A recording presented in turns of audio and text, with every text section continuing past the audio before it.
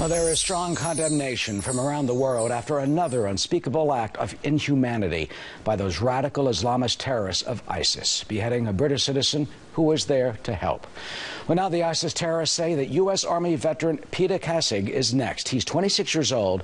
He's from Indiana, and he served as an Army Ranger in Iraq in 2007. And he went back to the Middle East to help people in Syria, setting up a foundation for besieged Syrian refugees.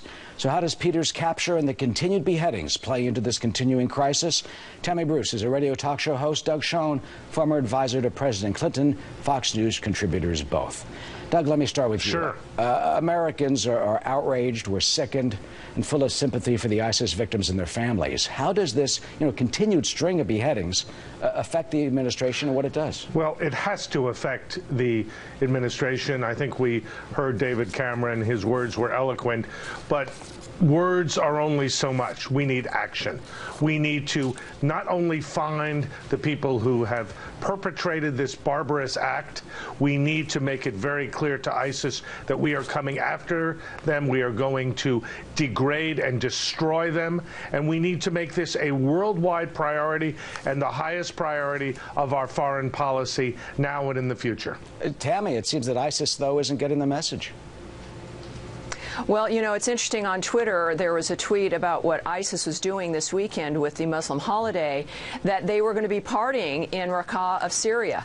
The photographs of them eating and having dinner, of getting bonuses, and they seem to be unmolested in their cities in Syria. So clearly there's got to be a response. When it comes to the impact on Obama, already we're seeing, especially through that Fox News poll, I think the American reaction to Obama's lack of action is already baked in.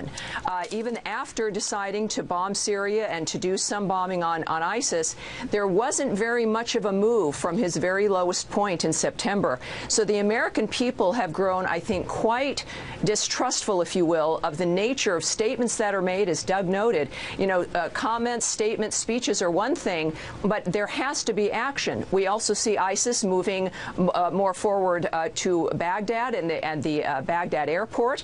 So there doesn't seem to be much of an impact, and I think the Obama regime, is going to need to make some additional choices to really have an obvious impact on these savages. You talk about what the Obama administration is doing. Let's take a look at these two polls. One about exactly what the administration is doing. Our Fox News poll shows is U.S. military action against ISIS. What do they think about it? More than half of Americans don't think it's aggressive enough. And another poll question was, does the Obama administration have a clear strategy for defeating ISIS? And look, it's overwhelming, 64%, overwhelming no. So, Doug, how does the administration deal with that, and can they? Well, first, let me say, Eric, while the polls are clear and unambiguous, this is not primarily a political problem. This is not an election problem.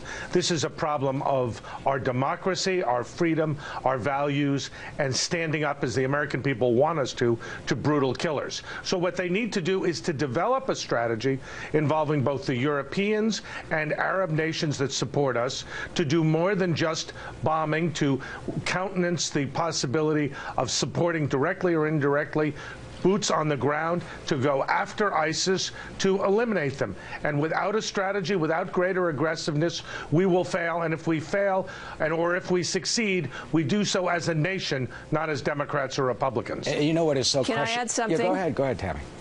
Well, it's just this latest beheading of the British worker is that we're looking at a lot of, hopefully, Cameron makes speeches, but they're looking at hopefully really mobilizing even more of the British people, because the action that England takes will be key.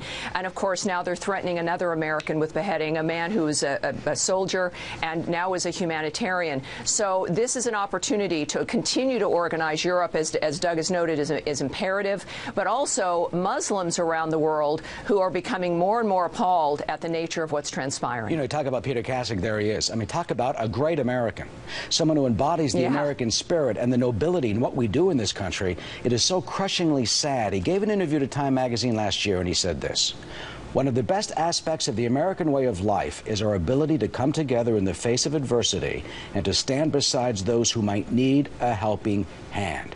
That's how he dedicated his life. That's what he is doing. And Doug, so sadly, potentially, that is what he will pay the price for by trying to help those people, Doug. Well, What Mr. Kasich said are heroic words stated and articulated by a true American hero. I think I join every American in praying for him, but let me be clear. Our commander-in-chief has to make it clear that there will be consequences, and immediate consequences for ISIS if another American is harmed in any shape, manner, or form. And we as a people have to dedicate ourselves to that principle. And as Tammy said rightly, it's not just speeches, it's action. Doug and Tammy, thank you so much. Thank Certainly you. I speak for us and everyone who's watching. Thank you, gentlemen. That our hearts and our hopes are with Peter and his family. Absolutely, absolutely. Thank you. Thank you. Indeed. Agreed.